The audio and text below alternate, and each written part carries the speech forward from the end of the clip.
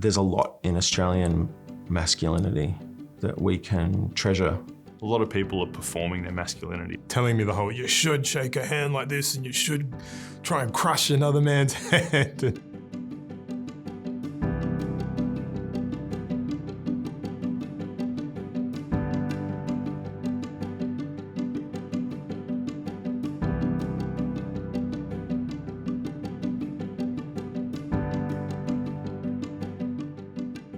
There is 100% pressure on young men and boys to conform to masculinities. And men and boys are feeling the rigidity of those stereotypes and norms. Men have an identity problem. There's the man I want to be versus the man people want me to be. You can think or believe something and feel pressured to do another thing. When we talk to men, they talk about wearing two uniforms to work, their masculinity uniform and their work uniform. I didn't always feel like I fit into the stereotype of what it meant to be a man. And I used to have older men usually giving me crap when I was younger for having a limp handshake, telling me the whole, you should shake a hand like this and you should try and crush another man's hand. It's a bit silly, but I think it's a good example of how, there's these ideas of how you should be if you're going to be a real man in Australia, and if you don't behave in certain ways, then what even are you? One of the men went home and he had his hair in a pigtail, and his 3-year-old daughter said, "Dad, boys don't wear pigtails." And he just went, "Where has that come from?" And he actually went, "Well, I'm going to wear my hair in a pigtail because I need to play my part in showing that this is who I am and it's okay." Growing up in Australia, there was a very strong script for me about what masculinity is and how I was expected to be a boy and how men were expected to be. And then, how women and girls were meant to relate to that. I felt very pressured to be straight, to be cisgendered. I felt very locked in. I was very worried about how to express myself, what I was allowed to be. And I saw a lot of pressure and a lot of violence around that too. I think Australia, in its history, both recent and going further back, there's a lot of being attached to being really stoic and really tough and really distant. So many men don't fit the traditional masculine mould. It's not just me that felt like I didn't fit into the hyper-masculine football space, and a lot of men playing footy at AFL level don't. A lot of people are performing their masculinity. Different communities of men in Australia are gendered as well. So for gay men and queer men, they are gendered in a way, or their masculinity is seen as lacking, or they're seen as too effeminate. Whereas for other communities of men, we see this kind of representation of their masculinity as a threat, or violent or aggressive or too excessive. That alludes to particular stereotype ideologies that some men are just born violent, that it's only particular communities that are violent, and that it's just part of their culture. And actually, it's not, because people are not born violent.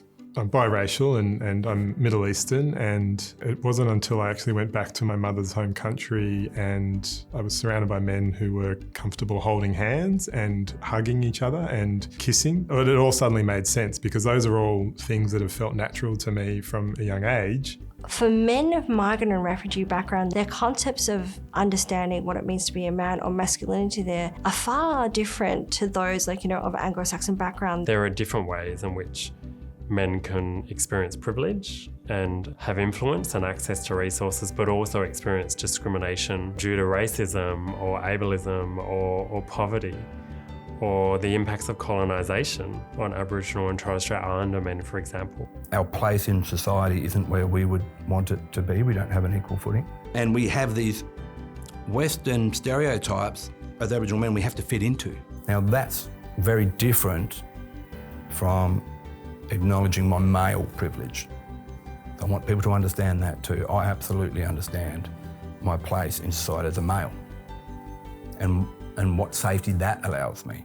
So the minute I put this cultural lens across it as an Aboriginal man in this country, I am very quickly disempowered. Feminism's given me so much, feeling really empowered that I can reshape the way I was taught to be a woman in the world. What's it like for guys in the world? Because women had to have their own movement out of oppression. Men have let each other down by not jumping on the bandwagon. And it doesn't surprise me because patriarchal structures have privileged men for so long that why would you change the status quo if it's working for you? I'm still learning every day that there are many, many different viewpoints. I've had conversations with members of, the LGBTIQA+ communities that have been part of community football clubs and haven't felt welcome or haven't felt comfortable in those spaces. And these are places that I felt, for me, help to build my identity, and they're really important to people. So if we're excluding people from those experiences growing up,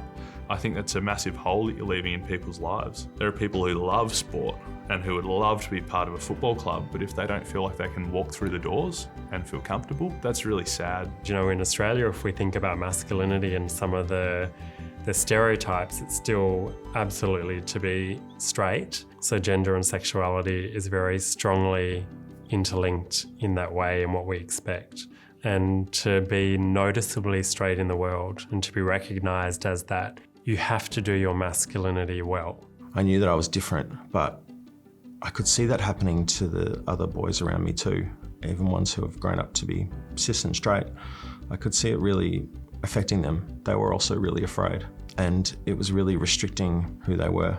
Even more so, that idea that you needed to not just be straight, but you needed to fit within a very rigid idea of what it meant to be a man. Growing up as gay, definitely my masculinity felt lesser or lower than other young men in my class who were straight. And I observed men around me who maybe did fit the description of societal expectations more, and to be honest, I didn't see how they were any happier or doing better. A white Western-based system that we all live under, does it take into account the various subtleties from any other culture that is here in Australia, for better or for worse? There's a lot in Australian masculinity that we can treasure. Stuff around mateship, about fairness, about giving people a fair go. Those are cultural ideas that I really like.